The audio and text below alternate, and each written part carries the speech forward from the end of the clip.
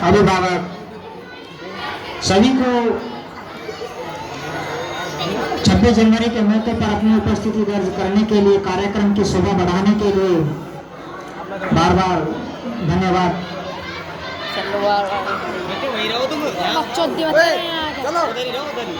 शांति बनाए रखें। पीछे आवाज ना करें बेटा।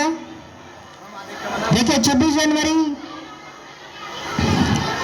ध्वजारोहण का जो कार्यक्रम हम सभी मिलकर के जो मनाते हैं, इस दिन से हमारे संविधान जो था वो लागू हो रहा था और संविधान के द्वारा हमें अपने अपने अधिकार और कर्तव्यों का पता चला। ये हमारे जो कर्तव्य हैं उनकी याद दिलाता है। संविधान के द्वारा ही हमारा देश चलता है, जिससे सभी व्यक्ति अपने अपने अधिकारों को प्राप्त करने के लिए अग्रसर रहते हैं। और एकता में बांधने का भी जो मंत्र देता है यह संविधान है, जो कि 26 जनवरी के दिन से ही हमारा भारत देश एक लोकतांत्रिक देश बना और एकता में रह करके ही राष्ट्र स्तर पर विश्व में भारत ने अपनी एक बड़े स्तर की पहचान बनाई है। हमारा लोकतंत्र सभी देशों से बहुत बड़ा है, क्योंकि उसमें बहुत ही बारीकी से हर स्तर के अधिकार निहित किए हुए हैं। मैं यही चाहूंगा,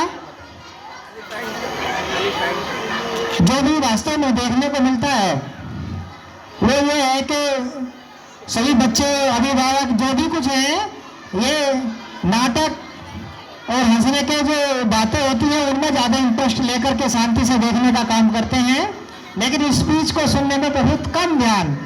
सब अपनी अपनी बातें, स्पीच का तो कोई फर्क ही नहीं पड़ता, मैं समझता हूं। इन्हें बस आवाज नहीं जा रही, कम जा रही है तो माइक किस पर।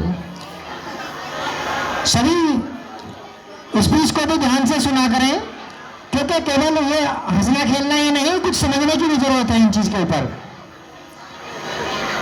तो अभी मैं यही कहना चाहूंगा, सभी बच्चे जिस घरों में जो गरीब हैं, ज्यादा ही वास्तविक तौर पर परेशान है, वे अपने बच्चों को जिसमें भी अपने उनकी कैपेसिटी के अनुसार भेज करके उन्हें पढ़ाना चाहते हैं, वे आकर के मिलने, उनके लिए हम हर तरीके से समाधान कराने के लिए हर तरह से तत्पर हैं।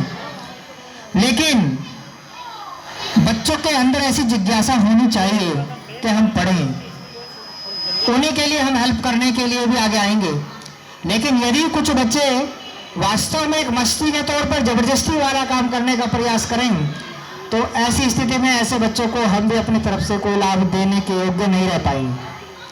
बच्चे जो वास्तव में गरीब हैं, पढ़ना चाहते हैं, उनके माता पिता ध्यान देते हैं, अपनी कैपेसिटी के हिसाब से जितना भार वे सहन कर सकते हैं, वे आके हमें बताएं, हम उनको लाभ देंगे और बच्चों को वास्तव में उनकी उच्च स्तर की सीमा पर पहुंचाने का काम करेंगे।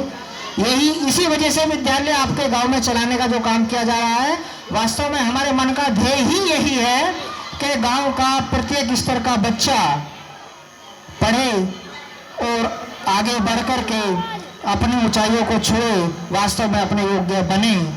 यही हमारा एक उद्देश्य है। धन्यवाद। ज़्यादा कुछ ना कहते हुए बाकी अपने प्रोग्राम चलते रहेंगे। धन्यवाद।